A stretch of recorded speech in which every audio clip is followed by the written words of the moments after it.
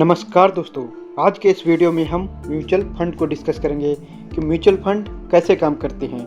आज का ये वीडियो दोस्तों बहुत ही बेसिक वीडियो है, लेकिन साथ ही यह बहुत ही इम्पॉर्टेंट वीडियो है। ये पहली सीढ़ी होगा दोस्तों हमारे इन्वेस्टमेंट जर्नी में। अगर हमें अपना पैसा म्यूचुअल फंड में इन्वेस्ट करना है दोस्तों, तो हमें म्यूचुअल फंड की बेसिक चीज़ों की जानकारी बहुत ज़रूरी है दोस्तों। जैसे कि म्यूचुअल फंड कैसे काम करते हैं, उनकी स्कीम्स क्या होती है और उन स्कीम्स में पैसा लगाने से पहले हमें किन किन बातों का ध्यान रखना चाहिए और हम किस तरह से डिसाइड करें कि हमें कौन सी स्कीम का चुनाव करना है। और उन स्कीम्स में निवेश करने से पहले दोस्तों हमें क्या क्या ध्यान रखना है और अलग अलग कैटेगरी की स्कीम में क्या रिस्क होता है और किस तरह की स्कीम में कितने समय के लिए निवेश करना चाहिए। तो ये सारी बेसिक डिस्कशन आज के इस वीडियो में करेंगे दोस्तों। और ये वीडियो बहुत ही इंपॉर्टेंट होने वाला है दोस्तों। ये अगर आप म्यूचुअल फंड में ऑलरेडी इन्वेस्टेड हैं या आप नया इन्वेस्टमेंट करना चाहते हैं दोस्तों, जब तक इन बेसिक चीज़ों का ज्ञान नहीं होगा हमें, तब तक हम ये डिसाइड नहीं कर पाएंगे कि हमारे गोल के अकॉर्डिंग या फिर हमारा जो टाइम है, जितने समय के लिए हम निवेश करना चाहते हैं, या फिर हमारी जो रिस्क टेकिंग कैपेबिलिटी है उसके अकॉर्डिंग हमें कौन सी स्कीम का चुनाव करना चाहिए ताकि हमें बेहतर रिटर्न मिल सके। और हम जिस तरह के माइंडसेट के साथ इन्वेस्ट करें उस तरह से ही हमारा पैसा इन्वेस्ट हो और हम जैसे रिटर्न एक्सपेक्ट करते हैं उतना रिटर्न मिल सके। तो अगर इन सभी बातों का ध्यान रखेंगे दोस्तों, जो आज हम इस वीडियो में डिस्कस करने वाले हैं, तो आप ये डिसाइड कर पाओगे कि आपको अपने गोल के अकॉर्डिंग, अपने रिस्क के अकॉर्डिंग और अपने टाइम के अकॉर्डिंग कौन सी स्कीम में इन्वेस्ट करना चाहिए दोस्तों। तो अगर म्यूचुअल फंड इन्वेस्टमेंट की जर्नी की बात करें दोस्तों, तो दोस्तों ये वीडियो उस जर्नी की पहली सीढ़ी होने वाला है। तो आज का ये वीडियो अंत तक जरूर देखें दोस्तों। और आप अगर हमारे चैनल में पहली बार आए हैं तो इस चैनल को सब्सक्राइब जरूर करें और हमारे वीडियो को लाइक और शेयर जरूर करें दोस्तों। तो चलिए शुरू करते हैं। सबसे पहले दोस्तों हम देख लेते हैं कि म्यूचुअल फंड काम कैसे करते हैं, हाउ म्यूचुअल फंड्स वर्क।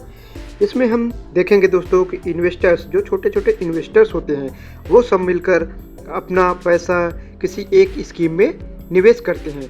तो उस स्कीम में उन सभी इन्वेस्टर्स का पैसा पूल होता है या कहें कि इकट्ठा हो जाता है। फिर वो स्कीम जिस भी म्यूचुअल फंड हाउस की होती है, वो फंड हाउस एक फंड मैनेजर को अपॉइंट करता है। वो फंड मैनेजर उन इन्वेस्टर्स के बिहाफ में डिसीजन लेता है। उनके इन्वेस्ट किए हुए पैसे को वो सिक्योरिटीज और असेट्स में निवेश करता है, जैसे कि स्टॉक मार्केट, बॉन्ड मार्केट या फिर मनी मार्केट एक्सेट्रा। वहाँ पे वो निवेश करता है उनके पैसे को और उस निवेश किए हुए पैसों पे वो रिटर्न जनरेट करता है दोस्तों। और वो जो रिटर्न जनरेट होता है वो वापस वो म्यूचुअल फंड उन इन्वेस्टर्स को पास ऑन करता है दोस्तों। तो इस तरह से हमारे इन्वेस्ट किए हुए पैसों पर हमें रिटर्न दिखने लगता है। तो यहाँ दो तीन इंपॉर्टेंट चीज़ें हैं दोस्तों। पहली चीज़ कि जो इन्वेस्टर्स होते हैं वो अपना पैसा किस स्कीम में लगाते हैं, वो सबसे जरूरी चीज़ है दोस्तों, क्योंकि हमें कौन सी स्कीम चूज करनी है, क्योंकि म्यूचुअल फंड्स में बहुत तरह तरह की स्कीम है। तो इसके लिए हमारी जो म्यूचुअल फंड रेगुलेटर है, securities and exchange board of India, जिसको हम सेबी कहते हैं, उसने अलग अलग नियम बनाए हैं दोस्तों। उसने जो म्यूचुअल फंड स्कीम्स हैं उनको अलग अलग कैटेगरी में बांटा है। तो हम अपने गोल या फिर अपना जो भी समय है या हमारी जो भी रिस्क टेकिंग एबिलिटी है उसके अकॉर्डिंग हम उनमें से कोई एक स्कीम चूज करेंगे। तो ये सबसे पहले ज़रूरी चीज़ है दोस्तों कि हमें ये जानना कि उन स्कीम्स की क्या क्या कैटेगरीज हैं और कितने समय के लिए हमें कौन सी स्कीम में निवेश करना चाहिए ताकि हम बेहतर रिटर्न अपने निवेश में कमा सके दोस्तों। उसके बाद ज़रूरी है दोस्तों कि फंड मैनेजर, वो फंड हाउस कैसा है, उसका ट्रैक रिकॉर्ड क्या है, वो कैसे फंड मैनेजर्स को अपॉइंट करता है, क्योंकि सब कुछ उस फंड मैनेजर पर डिपेंड करता है दोस्तों। वो किस तरह के स्टॉक्स में, किस तरह के एसेट्स में निवेश करता है, तभी हमें एक अच्छा रिटर्न जनरेट होगा दोस्तों। तो आगे की स्लाइड्स में यही सब चीज़ें हम डिस्कस करेंगे दोस्तों। अब दोस्तों म्यूचुअल फंड स्कीम अगर हमें चूज करनी है तो हमें ये जानना बेहद ज़रूरी है, हमें इस चीज़ की जानकारी होना बहुत आवश्यक है कि हम किस तरह से सही स्कीम का चयन करें ताकि हम अपने निवेश पे अच्छे से अच्छा रिटर्न जनरेट कर सके दोस्तों। तो म्यूचुअल फंड स्कीम के चयन की बात करें दोस्तों, तो उसके ये 3 क्राइटेरिया हैं। इन 3 क्राइटेरिया को अगर आप समझ गए तो आप सही म्यूचुअल फंड स्कीम का चयन कर पाएंगे दोस्तों। तो पहला क्राइटेरिया है दोस्तों गोल्स। पहला स्टेप है गोल्स। हमें गोल डिसाइड करना पड़ेगा दोस्तों कि हमारा गोल क्या है निवेश का। जैसे कि गोल क्या हो सकते हैं, जैसे कि किसी का रिटायरमेंट का गोल हो, या फिर किसी का चिल्ड्रन एजुकेशन का गोल हो, या फिर किसी का ड्रीम होम का गोल हो कि हमें फ्यूचर में एक अपना ड्रीम हाउस बनाना है, या फिर किसी को एक ड्रीम कार का गोल हो कि हमें फ्यूचर में कोई एक ड्रीम कार लेनी है, तो दोस्तों सबसे पहले हमें एक गोल डिसाइड करना है कि हम एक्चुअली निवेश कर किस गोल के लिए रहे हैं। जब तक हमें गोल पता नहीं होगा दोस्तों, तब तक हम सही डिसीजन नहीं ले पाएंगे कि हमें कितने समय के लिए निवेश करना है और किस तरह की स्कीम में निवेश करना है दोस्तों। वहीं अगले स्टेप की बात करें दोस्तों, तो वह है इन्वेस्टमेंट हॉरिजॉन, यानी कि कितने समय के लिए हमारा टाइम हॉरिजन क्या होना चाहिए किसी स्कीम में निवेश करने का। तो अलग अलग तरह की स्कीम में दोस्तों अलग अलग टाइम हॉरिजन के लिए निवेश किया जाता है। तो दोस्तों जनरली टाइम होराइजन को 3 कैटेगरी में डिवाइड किया गया है, जैसे कि लॉन्ग टर्म निवेश करना है आपको, तो आपके पास कम से कम दोस्तों 10 साल होना चाहिए। 10 साल या उससे ज़्यादा समय के लिए अगर आप निवेश करते हैं तो उसको लॉन्ग टर्म निवेश बोला जाएगा दोस्तों। वही मीडियम टर्म में कम से कम आपको 5 से 10 साल के लिए निवेश करना चाहिए दोस्तों। वही शॉर्ट टर्म की बात करें तो शॉर्ट टर्म में 2 से 5 साल का निवेश होता है दोस्तों। तो ऐसे में हमें ये भी पता होना चाहिए दोस्तों कि हमारा टाइम होराइजन क्या है, हम कितने समय के लिए निवेश कर सकते हैं। वहीं अगर थर्ड स्टेप की बात करें दोस्तों, तीसरे स्टेप में है हमारा रिस्क टॉलरेंस कितना है, हम कितना रिस्क बियर कर सकते हैं दोस्तों। क्योंकि जब तक हमें रिस्क नहीं पता होगा तब तक हम सही स्कीम का चयन नहीं कर पाएंगे। तो दोस्तों हमें ये जानना बेहद ज़रूरी होगा कि हमारा इन्वेस्टमेंट स्टाइल क्या है, हम हाई रिस्क टेकर हैं, मीडियम रिस्क टेकर हैं या लो रिस्क टेकर हैं। तो दोस्तों इन 3 स्टेप्स को जानना, इनको समझना बेहद ज़रूरी है। अगर इन तीनों स्टेप्स को हम फॉलो कर लेंगे तो हम अपने लिए एक बेहतर स्कीम का चयन कर पाएंगे और वो हमारे लिए सूटेबल होगी। उसमें हम बेहतर रिटर्न जनरेट कर सकते हैं और बाकी लोगों से जो रैंडम किसी न किसी स्कीम में इधर उधर इन्वेस्ट कर सकते हैं, उनसे कहीं ज़्यादा बेहतर हम रिटर्न बना सकते हैं दोस्तों। अब अगर दोस्तों हमने ये तीनों स्टेप्स को अपना लिया और तीनों स्टेप्स के द्वारा हमने ये डिसाइड कर लिया कि हमारा गोल क्या है और फिर हमारा टाइम होराइजन भी हमने अगर निकाल लिया और अपने रिस्क टॉलरेंस को भी समझ लिया, तो इसके बाद हम किस स्कीम में निवेश करें। तो दोस्तों अब हम अलग अलग स्कीम्स को डिस्कस करेंगे नेक्स्ट स्लाइड में। म्यूचुअल फंड स्कीम्स की बात करें दोस्तों, तो सेबी ने म्यूचुअल फंड स्कीम को कैटेगराइज किया है और उन्हें 5 कैटेगरी में बांटा है, जिसमें पहली कैटेगरी है दोस्तों इक्विटी स्कीम्स, दूसरी है डेट स्कीम्स, तीसरी है हाइब्रिड स्कीम्स, चौथी है दोस्तों सोल्यूशन ओरिएंटेड स्कीम्स जैसे कि फॉर रिटायरमेंट या फिर फॉर चिल्ड्रन एजुकेशन। इस तरह की सोल्यूशन ओरिएंटेड स्कीम्स होती है। और 5वां कैटेगरी है दोस्तों अदर स्कीम्स, जिनमें इंडेक्स फंड, ईटीएफ्स और फंड ऑफ फंड आते हैं दोस्तों। ईटीएफ कहते हैं दोस्तों एक्सचेंज ट्रेडेड फंड्स को। तो ये 5 कैटेगरी में म्यूचुअल फंड स्कीम्स को सेबी ने डिवाइड किया है दोस्तों। इनमें से आज हम दोस्तों इक्विटी स्कीम्स के बारे में डिस्कस करेंगे और इक्विटी स्कीम्स के अंडर आने वाली सभी म्यूचुअल फंड्स को डिस्कस करेंगे। पहले दोस्तों हम इक्विटी स्कीम्स को जान लेते हैं कि इक्विटी स्कीम्स का पर्पज क्या होता है, उनका नेचर क्या होता है। तो इक्विटी स्कीम्स की बात करें दोस्तों, तो ये प्राइमरीली इन्वेस्ट करती हैं इक्विटीज में और इक्विटी रिलेटेड इंस्ट्रूमेंट्स में दोस्तों, जैसे कि स्टॉक मार्केट जैसे इंस्ट्रूमेंट्स में ये निवेश करते हैं दोस्तों। और इनका जो नेचर होता है दोस्तों वो लॉन्ग टर्म ग्रोथ का होता है। इक्विटी स्कीम्स लॉन्ग टर्म के लिए जानी जाती हैं, ये लॉन्ग टर्म में अच्छा रिटर्न जनरेट करती हैं। वही शॉर्ट टर्म में ये वॉलेटाइल होती हैं, तो इनमें शॉर्ट टर्म के लिए निवेश नहीं करना चाहिए दोस्तों। तो अगर इन इक्विटी स्कीम्स में निवेश का समय देखा जाए दोस्तों, तो वो कम से कम 2 साल से ज़्यादा ही होना चाहिए। जैसे कि हमने पिछले स्लाइड में टाइम होराइजन में डिस्कस किया था, वहाँ पे हमने 2 से 5 साल को शॉर्ट टर्म इन्वेस्टमेंट कैटेगरी में रखा था दोस्तों। उसका रीज़न है दोस्तों, क्योंकि म्यूचुअल फंड्स एक तो आपसे एक्सपेंस रेशियो चार्ज करते हैं। एक्सपेंस रेशियो क्या होता है दोस्तों, जो भी म्यूचुअल फंड अपने फंड मैनेजर को अपॉइंट करता है, वो फंड मैनेजर को फीस जो दी जाती है वो आप उसके लिए म्यूचुअल फंड आपसे एक्सपेंस रेशियो, आपके फंड को मैनेज करने के लिए एक्सपेंस रेशियो चार्ज करता है, जो हर साल वो आपसे लेता है आपके निवेशित राशि पर। उसके अलावा दोस्तों एग्जिट लोड भी होता है। एग्जिट लोड क्या होता है दोस्तों, ये अलग अलग तरह के म्यूचुअल फंड में 1 दिन से लेकर 1 साल तक के समय के लिए होता है। जैसे कि मान लिया आपने एक स्कीम चूज की, उसमें ये होता है एग्जिट लोड की, अगर आप 1 महीने से पहले उस स्कीम से पैसा निकालते हैं तो आपको 1% का एग्जिट लोड देना पड़ेगा दोस्तों। वो इसलिए होता है क्योंकि जैसे कि अभी हमने डिस्कस किया, इक्विटी स्कीम्स लॉन्ग टर्म के लिए होती हैं दोस्तों, यहाँ लॉन्ग टर्म के लिए निवेश किया जाता है। तो अगर शॉर्ट टर्म में आप पैसा डालेंगे और वापस निकालेंगे तो इससे म्यूचुअल फंड्स को मैनेज करने में दिक्कत होगी, इसीलिए वो शॉर्ट टर्म में इसी चीज़ को डिस्करेज करने के लिए एग्जिट लोड रखते हैं। तो वहाँ दोस्तों आपको एक तो शॉर्ट टर्म में मार्केट वॉलेटाइल होती है, तो हो सकता है आपको नुकसान भी हो रहा हो उस पर। अगर आपको एक्सपेंस रेशियो और साथ में आपको एग्जिट लोड भी देना पड़े तो आप नुकसान कर जाएंगे दोस्तों। इसीलिए शॉर्ट टर्म के लिए इक्विटी स्कीम्स में निवेश नहीं करना चाहिए। कम से कम अगर आपके पास 2 साल का समय है तभी आप इक्विटी स्कीम्स को चुने दोस्तों, अदरवाइज इक्विटी स्कीम्स में निवेश नहीं करना चाहिए। वही अगर अगले पॉइंट को देखें दोस्तों, तो ये जो इक्विटी स्कीम्स होती हैं ये उन इन्वेस्टर्स के लिए सूटेबल होती है दोस्तों जो हाई रिस्क टेकर होते हैं, जो रिस्क ले सकते हैं। क्योंकि दोस्तों हमने अभी डिस्कस किया कि इक्विटी स्कीम्स रिस्की होती हैं क्योंकि डायरेक्ट स्टॉक मार्केट में निवेश करती हैं और शॉर्ट टर्म में खास तौर से वॉलेटाइल होता है मार्केट। शॉर्ट टर्म में वो मार्केट आगे भी बढ़ सकता है और उसमें गिरावट भी आ सकती है। ऐसे में दोस्तों शॉर्ट टर्म के लिए इक्विटी स्कीम्स प्रेफरेबल नहीं होती हैं। हमें लॉन्गर टाइम के लिए अगर इन्वेस्ट करना है, हमारा टाइम होराइजन अगर लॉन्गर है, तभी हमें इक्विटी स्कीम्स का चुनाव करना चाहिए दोस्तों। अब दोस्तों हम अगली स्लाइड में इक्विटी स्कीम्स के भी डिफरेंट कैटेगरीज को देख लेते हैं। इक्विटी स्कीम्स की कैटेगरीज को देखें दोस्तों, तो यहाँ भी सेबी ने प्रॉपर कैटेगराइजेशन किया है दोस्तों। जैसे कि यहाँ पहला है हमारा लार्ज कैप फंड, और दूसरा है दोस्तों large and mid cap fund, तीसरा है मल्टी कैप फंड, चौथा है फ्लेक्सी कैप फंड, पांचवा है दोस्तों मिड कैप फंड और छठा है स्मॉल कैप फंड। तो जो इक्विटी स्कीम्स होती हैं उनके अंदर इस तरह अलग अलग कैटेगरी के फंड आते हैं दोस्तों। इन फंड्स का क्या नेचर होता है, इनके रेगुलेशंस रूल्स क्या हैं जो सेबी ने डिसाइड किए हैं, वो भी हम आगे डिस्कस करेंगे। अभी दोस्तों इसके अंडर आने वाले कुछ और फंड्स को हम देख लेते हैं। जैसे कि 7वें नंबर पर है दोस्तों डिविडेंड यील्ड फंड, 8वें नंबर पे है वैल्यू फंड, 9वें नंबर पे है दोस्तों फोकस्ड फंड और 10वें नंबर पे है दोस्तों ELSS equity linked saving schemes, 11वें नंबर पे है दोस्तों सेक्टोरल या थीमेटिक फंड, 12वें नंबर पे है दोस्तों कॉन्ट्रा फंड। तो ये 12 कैटेगरी में इक्विटी फंड्स को डिवाइड किया है दोस्तों सेबी ने। तो इक्विटी फंड्स के अंदर 12 अलग अलग तरह के फंड आते हैं दोस्तों।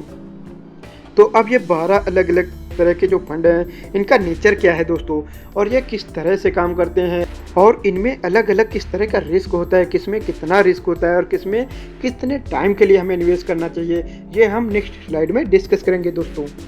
तो दोस्तों अब हम अलग अलग कैटेगरी के म्यूचुअल फंड्स की डिटेल में एनालिसिस करेंगे। तो अगर पहले देखें तो पहला हमारा लार्ज कैप फंड। तो लार्ज कैप फंड का रूल क्या है दोस्तों, इसमें सेबी बोलता है कि at least 80% investment large cap stocks में ही होना चाहिए।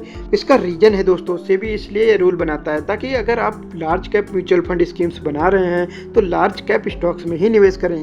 ऐसा ना हो कि आपने लार्ज कैप नाम दिया है अपने म्यूचुअल फंड का और आप ज़्यादा रिटर्न कमाने के लिए छोटी कंपनियों में निवेश कर दें। तो ऐसे में क्या होगा दोस्तों, निवेशक होगा वो तो ये देख के आएगा कि ये लार्ज कैप म्यूचुअल फंड है, लेकिन अगर वहाँ उसका फंड मैनेजर ज़्यादा रिस्क ले रहा है और छोटे स्टॉक्स में निवेश कर रहा है तो वहाँ रिस्क बढ़ जाता है दोस्तों। तो हो सकता है शॉर्ट टर्म में वहाँ नुकसान हो, तो वो ऐसे नुकसान से बचाने के लिए सेबी रूल बनाता है दोस्तों। तो दोस्तों जब ये लार्ज कैप म्यूचुअल फंड अपना 80% निवेश लार्ज कैप स्टॉक्स में ही करेगा, और लार्ज कैप स्टॉक्स दोस्तों अपने देश की बड़ी कंपनियाँ होती हैं जो कि दोस्तों लगातार प्रॉफिट कमाती हैं और अच्छी कंपनियाँ होती हैं, इसलिए इसका रिस्क भी लो रहता है। तो अगर आप ऐसे निवेशक हैं जो कम रिस्क लेना चाहते हैं तो आपको लार्ज कैप म्यूचुअल फंड में निवेश करना चाहिए। और यहाँ दोस्तों क्योंकि ये लो रिस्क फंड है तो यहाँ अगर आपको 2 साल से ज़्यादा का समय है तो इसमें आप निवेश कर सकते हैं। तो अगर आपके पास 2 से 3 साल का समय है तो आपको हमेशा लार्ज कैप म्यूचुअल फंड में ही निवेश करना चाहिए। वहीं अगली कैटेगरी है दोस्तों हमारी लार्ज एंड मिड कैप। इसमें दोस्तों सेबी कहता है कि एटलीस्ट सिर्फ 35% जो निवेश है वो लार्ज कैप में करना चाहिए और आगे 35% मिड कैप में भी करना चाहिए। तो क्योंकि इसका नाम लार्ज एंड मिड कैप है तो इसके लिए रूल है 35% लार्ज कैप में और 35% मिड कैप में। बाकी जो बचता है 30% वो म्यूचुअल फंड मैनेजर अपने अकॉर्डिंग कहीं भी निवेश कर सकता है। अब दोस्तों क्योंकि इसमें 35% मिड कैप कैटेगरी में जा रहा है इसलिए इसका रिस्क थोड़ा सा बढ़ जाता है लार्ज कैप म्यूचुअल फंड के कंपैरिजन में। इसलिए यहाँ आपको तभी निवेश करना चाहिए दोस्तों जब आपके पास 3 से 5 साल का समय हो, क्योंकि इसमें रिस्क थोड़ा बढ़ जाता है दोस्तों। तो अगर आपके पास 3 से 5 साल का समय है तो आपको large and mid cap mutual fund को चुनना चाहिए। यहाँ थोड़े बेहतर रिटर्न भी आ सकते हैं दोस्तों, क्योंकि यहाँ लार्ज कैप के साथ साथ मिड कैप स्टॉक्स में भी फंड मैनेजर निवेश कर पाएगा तो ज़्यादा रिटर्न भी जनरेट कर सकता है। वहीं अगली कैटेगरी की बात करें दोस्तों तो वो है मल्टी कैप। अब मल्टी कैप की बात करें दोस्तों तो इसमें सेबी का रूल है कि 75% आपको इक्विटी में निवेश करना है और उन 75% में से 25% एलोकेशन आपको लार्ज कैप में, 25% मिड कैप में और 25% स्मॉल कैप में रखना है। तीनों ही कैटेगरी में 25% आपको कम से कम निवेश करना है। तो यहाँ पे दोस्तों 3 तरह की कैटेगरी आ गई। स्मॉल कैप में भी थोड़ा सा निवेश हो रहा है तो यहाँ रिटर्न आने की संभावना तो बढ़ जाती है दोस्तों, लेकिन रिस्क भी थोड़ा सा हायर साइड होता है, इसलिए ये फंड भी मीडियम रिस्क कैटेगरी में आते हैं। तो यहाँ भी आप तभी निवेश करें दोस्तों जब आपके पास 3 से 5 साल का समय हो। उससे कम का समय हो तो आप कभी ऐसे म्यूचुअल फंड कैटेगरी में निवेश ना करें दोस्तों। अब अगली कैटेगरी है दोस्तों हमारी फ्लेक्सी कैप। यहाँ दोस्तों सेबी कहता है 65% निवेश इक्विटी रिलेटेड मार्केट में करना चाहिए और यहाँ पे कोई बाउंडेशन नहीं है दोस्तों। यहाँ म्यूचुअल फंड अपनी मर्जी से किसी भी तरह के स्टॉक्स को खरीद सकता है, इसीलिए इसका नाम फ्लेक्सी कैप रखा गया है कि ये फ्लेक्सिबल स्कीम है। म्यूचुअल फंड मैनेजर जो होगा वो अपनी समझ के अकॉर्डिंग कहीं भी निवेश किसी भी तरह से, जब उसको जहां अपॉर्चुनिटी दिखे, उसे अगर स्मॉल कैप में, उसे अगर मिड कैप में या फिर लार्ज कैप में जहां अपॉर्चुनिटी दिखे वो वहां पे अपनी मर्जी से जितना भी चाहे निवेश कर सकता है। ये थोड़ा हाई रिस्क कैटेगरी में आता है दोस्तों, क्योंकि यहाँ सारा डिसीजन म्यूचुअल फंड मैनेजर पे डाल दिया गया है कि वो जहाँ चाहे वहाँ निवेश कर सकता है, जैसे स्टॉक्स में चाहे वो निवेश कर सकता है। तो यहाँ दोनों चीज़ें हैं, रिस्क भी बढ़ता है दोस्तों, रिवॉर्ड भी बढ़ सकता है कि अगर फंड मैनेजर आपका अच्छा हुआ, उसने सही तरीके से चयन किया, मार्केट की सिचुएशन के अकॉर्डिंग सही स्टॉक्स का चयन किया, तो बाकी कैटेगरी से कहीं ज़्यादा रिटर्न भी जनरेट कर सकता है। इसलिए हाई रिस्क के साथ साथ हाई रिटर्न भी इसमें पॉसिबल होता है दोस्तों। लेकिन इसमें तभी आपको निवेश करना है दोस्तों जब आपके पास 4 से 8 साल का कम से कम समय हो, तभी आपको इस तरह के म्यूचुअल फंड में निवेश करना चाहिए। वहीं अगली कैटेगरी की बात करें दोस्तों तो ये मिड कैप कैटेगरी है। मिड कैप में क्या होता है दोस्तों, इसमें रूल है 65% कम से कम निवेश मिड कैप स्टॉक्स में करना है दोस्तों। उसके बाद बचे हुए 35% को म्यूचुअल फंड मैनेजर अपनी मर्जी से कहीं भी किसी भी तरह के स्टॉक्स में निवेश कर सकता है। इसका रिस्क हाई होता है दोस्तों, क्योंकि ये मिड कैप स्टॉक्स में निवेश करता है, इसलिए इसमें तभी आपको निवेश करना चाहिए दोस्तों जब आपके पास कम से कम 5 से 10 साल का समय हो। अगर आप 5 से 10 साल के लिए निवेशित रह सकते हैं तभी आप मिड कैप फंड्स को चुनें दोस्तों। अब इसमें रिस्क हाई है दोस्तों, क्योंकि ये मिड कैप स्टॉक्स में निवेश करता है तो इसमें रिटर्न आने की संभावना भी काफ़ी बढ़ जाती है दोस्तों। अब अगली कैटेगरी हमारी small cap funds. Small cap funds में भी रूल है दोस्तों सेम कि 65% इन्वेस्टमेंट स्मॉल कैप स्टॉक्स में होना चाहिए। इसका रिस्क बहुत हाई हो जाता है दोस्तों, ये वेरी हाई रिस्क कैटेगरी में आता है। रीजन दोस्तों क्योंकि इसमें निवेश स्मॉल कैप स्टॉक्स में होता है, ये कंपैरेटिवली छोटी कंपनियां होती हैं। छोटी कंपनियों में रिस्क ज़्यादा होता है दोस्तों, उनमें डिफ़ॉल्ट करने के चांसेस बढ़ जाते हैं। लेकिन वहीं दोस्तों छोटी कंपनियां तेज़ी से ग्रो भी करती हैं। अगर सही छोटी कंपनी का चयन कर लिया आपके फंड मैनेजर ने तो बहुत तेज़ी से ग्रो करते हैं, इसलिए यहाँ पे रिटर्न आने की संभावना भी ज़्यादा, रिटर्न आने की संभावना बहुत ज़्यादा हो जाती है। लेकिन यहाँ रिटर्न कमाने के लिए आपको कम से कम दोस्तों 8 साल से ज़्यादा का समय हो, तभी निवेश करना चाहिए ऐसे कैटेगरी में, क्योंकि ये स्मॉल कैप स्टॉक्स में निवेश करता है और स्मॉल कैप स्टॉक्स कम समय में, छोटे समय की अवधि में बहुत ही वॉलेटाइल होते हैं दोस्तों। तो जब तक आपके पास 8 साल या उससे ज़्यादा का टाइम होराइजन नहीं है निवेश के लिए, तब तक आपको इस तरह के म्यूचुअल फंड में निवेश नहीं करना चाहिए। लेकिन वहीं दोस्तों अगर आपके पास 8 साल से ज़्यादा है, मान लीजिए कि आपने कोई गोल बनाया जिसमें आपके पास 10 साल का समय है या फिर 12 साल 15 साल का समय है, ऐसे में आपको ऐसे ही म्यूचुअल फंड में निवेश करना है, क्योंकि इसी तरह के म्यूचुअल फंड ही आपको ज़्यादा रिटर्न जनरेट करके देंगे। तो दोस्तों अगर आपका टाइम होराइजन ज़्यादा है इन्वेस्टमेंट का, तो ऐसे में आपको स्मॉल कैप और मिड कैप म्यूचुअल फंड्स का ही चयन करना चाहिए दोस्तों, क्योंकि यहाँ आपको बेहतर रिटर्न मिलेंगे। वहीं अगर आपके पास समय कम है तो आपको large cap, large and mid cap, multi cap, इस तरह के म्यूचुअल फंड्स का चयन करना चाहिए दोस्तों। अब अगर अगली कैटेगरी की बात करें दोस्तों तो ये होते हैं डिविडेंड यील्ड म्यूचुअल फंड्स। इसमें क्या होता है दोस्तों, इसका पर्पज होता है कि आपको रिटर्न के साथ साथ रेगुलर इनकम भी प्रोवाइड करे, क्योंकि दोस्तों ये म्यूचुअल फंड ऐसे स्टॉक्स में निवेश करता है जो लगातार डिविडेंड देते हैं। यहाँ सेबी का नियम भी है दोस्तों कि एटलीस्ट 65% ऐसे स्टॉक्स में आपको निवेश करना होगा जो स्टॉक्स जिनका ट्रैक रिकॉर्ड ऐसा हो दोस्तों कि वो स्टॉक्स पास्ट में रेगुलर डिविडेंड देता हो, तो ऐसे स्टॉक्स में ये म्यूचुअल फंड का पैसा निवेश किया जाएगा। तो ये दोस्तों कंपैरेटिवली लो रिस्क फंड होते हैं और इनमें रेगुलर इनकम कमा सकते हैं। लेकिन दोस्तों लो रिस्क के साथ साथ इनमें रिटर्न भी कम आता है, क्योंकि ये ऐसे स्टॉक्स में निवेश करता है जो डिविडेंड लगातार देते हैं। तो कंपनियां जो डिविडेंड देती हैं दोस्तों, उनमें ग्रोथ कम होती है, क्योंकि कोई कंपनी डिविडेंड दे रही है इसका मतलब उस पैसे से उसको ग्रोथ करने का चांस नहीं दिख रहा है, तो वो उस प्रॉफिट को अपने शेयर होल्डर्स को बांट देता है दोस्तों।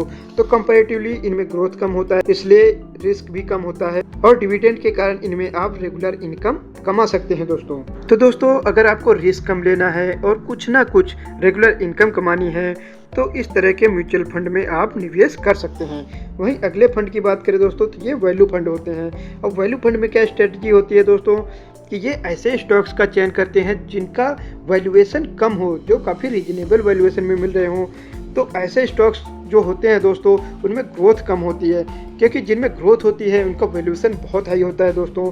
तो ऐसे में ये लो रिस्क म्यूचुअल फंड तो होते हैं, लेकिन साथ ही इनमें रिटर्न आने की संभावना भी कम होती है। ये लो रिटर्न फंड्स भी होते हैं। अब अगली कैटेगरी की बात करें दोस्तों तो वो होते हैं फोकस्ड म्यूचुअल फंड।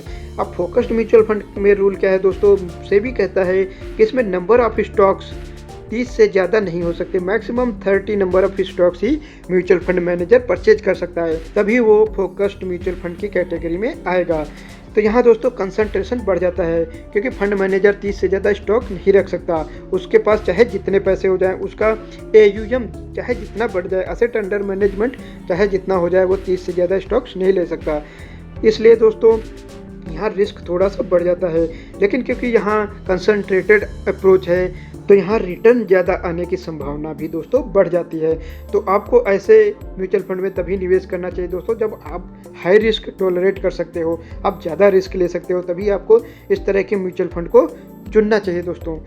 अब अगली बात करें दोस्तों अगली कैटेगरी की, तो इसमें आते हैं ELSS mutual fund, equity linked saving schemes दोस्तों। इसमें सेबी का नियम है कि 80% स्टॉक्स में निवेश होना चाहिए, इसमें जो भी पैसा आता है। वहीं इसका लॉक इन पीरियड दोस्तों 3 साल का रहता है, क्योंकि दोस्तों ये टैक्स सेविंग इंस्ट्रूमेंट है और इनमें जो भी आप पैसा निवेश करते हैं, आपकी अगर टैक्सेबल इनकम है तो आप 80C अंडर सेक्शन 80C उस निवेश पर आप टैक्स रिलीफ क्लेम कर सकते हैं दोस्तों। तो इस तरह के म्यूचुअल फंड में निवेश करके दोस्तों आप अपने इनकम टैक्स रिटर्न में 80C में बेनिफिट ले सकते हैं उसका। वहीं बात करें कि ऐसे म्यूचुअल फंड्स की, तो इनमें दोस्तों 3 साल का लॉक इन पीरियड होता है। लेकिन वहीं बात करें और जो टैक्स सेविंग ऑप्शन है उनमें से ये शॉर्टेस्ट टाइम है दोस्तों, क्योंकि बाकी जो टैक्स सेविंग इंस्ट्रूमेंट है, चाहे आप टैक्स सेविंग FD की ही बात क्यों ना करें, उसमें भी 5 साल का लॉक इन पीरियड होता है। वहीं PPF की बात करें तो वहाँ 15 साल का लॉक इन पीरियड होता है दोस्तों। लेकिन रिटर्न की बात करें तो सबसे कम लॉक इन पीरियड होने के साथ साथ रिटर्न भी इसका सबसे ज़्यादा होता है दोस्तों। जहाँ FD आपको 5 से 6% का रिटर्न देगी, PPF आपको 7 से 7.5% का रिटर्न देगा। वहीं ये उनसे कहीं ज़्यादा आपको 12 से 15% तक रिटर्न दे सकते हैं। तो दोस्तों कम लॉक इन पीरियड के साथ साथ इनमें रिटर्न भी ज़्यादा होता है। तो अगर आपको टैक्स सेविंग की ज़रूरत पड़ती है, आपको 80C में बेनिफिट लेना है दोस्तों, तो मेरा सुझाव यही है कि आप हमेशा ELSS म्यूचुअल फंड को प्रेफर करें। वहीं दोस्तों अब अगले कैटेगरी की बात करें तो इसमें आते हैं सेक्टोरल या फिर थीमेटिक फंड्स। ये दोस्तों वो म्यूचुअल फंड्स होते हैं जो किसी पार्टिकुलर सेक्टर में निवेश करें या फिर कोई एक थीम पे निवेश करें, जैसे कि कंज्यूमर थीम्स। जैसे कोई म्यूचुअल फंड है जो सिर्फ कंज्यूमर स्टॉक्स ही लेना चाहता है, या फिर कोई जैसे सेक्टर, जैसे कोई ऑटो सेक्टर के लिए म्यूचुअल फंड बना दिया या IT सेक्टर के लिए म्यूचुअल फंड बना दिया। तो उसमें क्या करेगा दोस्तों, उसके लिए सेबी का रूल है कि फंड मैनेजर को कम से कम 80% उसी तरह के स्टॉक्स लेना हो जिस तरह का वो म्यूचुअल फंड है, जिस भी सेक्टर में वो, जिस भी सेक्टर या थीम के बेस पे उस म्यूचुअल फंड को बनाया गया है, उसमें 80% लगाना ही पड़ेगा दोस्तों। ये उस तरह के, अब इसमें रिस्क बढ़ जाता है दोस्तों कि अगर जब आप किसी एक सिंगल सेक्टर को पकड़ते हैं दोस्तों, तो हर सेक्टर में दोस्तों साइकिल आती हैं, कभी वहाँ स्लो डाउन होगा तो कभी वहाँ ग्रोथ होगी। तो दोस्तों जब स्लो डाउन का टाइम आता है वहाँ भी उस फंड मैनेजर को निवेश उसी में ही करना पड़ेगा, क्योंकि इसका रूल है दोस्तों 80% उसी थीम में ही निवेश करना है। इसलिए दोस्तों इनमें रिस्क बढ़ जाता है और रिटर्न भी कोई बहुत ज़्यादा नहीं आता है। तो इस तरह की स्कीम्स को मैं कभी रिकमेंड नहीं करूँगा दोस्तों। वहीं नेक्स्ट है दोस्तों कॉन्ट्रा फंड। कॉन्ट्रा फंड की बात करें दोस्तों, ये कॉन्ट्रेरियन अप्रोच अपनाता है, जो जनरल परसेप्शन होता है उसके विपरीत ये चलता है दोस्तों। फॉर एग्जाम्पल देखिए दोस्तों, इन स्कीम्स में फंड मैनेजर उस तरह के स्टॉक्स का चुनाव करते हैं जो स्टॉक्स गिर रहे हों, जैसे कि मार्केट बढ़ रही होगी तो जो स्टॉक्स गिर रहे हों उसके विपरीत उन्हीं में ये निवेश करते हैं दोस्तों। तो इस तरह के कॉन्ट्रेरियन अप्रोच में दोस्तों लॉन्गर टर्म में बहुत अच्छे रिटर्न नहीं आते हैं, वहीं रिस्क भी बढ़ जाता है दोस्तों। क्योंकि बुल रन में कोई भी बुल रन ले लें, जहां स्टॉक्स ग्रो कर रहे होंगे, जहां उनकी वैल्यूएशन बढ़ रही होंगी, वहां ये कंपनी लो वैल्यूएशन वाले गिरते हुए स्टॉक्स को पकड़ता है। ऐसे में पूरा का पूरा बुल रन हाथ से निकल जाता है दोस्तों। तो इस तरह के म्यूचुअल फंड्स को मैं कभी रिकमेंड नहीं करता हूं दोस्तों। तो आज के वीडियो में हमने देखा दोस्तों कि हमारी इक्विटी स्कीम्स कितने प्रकार की होती हैं और उन इक्विटी स्कीम्स का चयन हमें किस तरह से करना चाहिए। उन स्कीम्स में से अपने लिए सूटेबल स्कीम्स का चयन करने के लिए दोस्तों हमें 3 स्टेप्स अपनाने होंगे दोस्तों। सबसे पहले हमें अपने गोल को डिसाइड करना होगा, फिर हमें अपना रिस्क जानना होगा, फिर हमें अपना टाइम होराइजन जानना होगा कि कितने समय के लिए हमें निवेशित रहना है। तो अगर दोस्तों हम अपना गोल डिसाइड कर लें और ये भी देख लें कि हम कितना रिस्क ले सकते हैं और फिर हम ये जान लें कि हमें कितने साल तक निवेश करना है, तो दोस्तों बहुत ईजी हो जाएगा हमें सही म्यूचुअल फंड स्कीम का चयन करना। तो जैसे कि हमने जब म्यूचुअल फंड स्कीम्स का डिस्कशन किया, वह ये भी डिस्कशन किया कि किस तरह की स्कीम में कितने समय के लिए निवेश करना चाहिए, किस में रिस्क ज़्यादा है, किस में कम है, किस में ज़्यादा रिटर्न आने की संभावना है, किस में कम रिटर्न आने की संभावना है। तो दोस्तों अगर आप इस वीडियो को पूरा देख लेंगे तो आपको ये बिल्कुल क्लियर हो जाएगा कि आपको अपने गोल के हिसाब से, अपने रिस्क के अकॉर्डिंग और अपने टाइम होराइजन के अकॉर्डिंग किस स्कीम का चयन करना चाहिए दोस्तों। अब दोस्तों हम नेक्स्ट वीडियो में इन अलग अलग स्कीम्स में कितना रिटर्न आ सकता है और पास्ट में इन स्कीम्स ने कैसा परफॉर्म किया है और अगर हम इनमें इन्वेस्ट करें तो हमें कितना रिटर्न एक्सपेक्ट करना चाहिए, ये सब चीज़ें नेक्स्ट वीडियोज में हम डिस्कस करेंगे दोस्तों। तो आज का ये एनालिसिस यहीं तक रखते हैं दोस्तों, मिलेंगे नेक्स्ट वीडियो में। नमस्कार दोस्तों।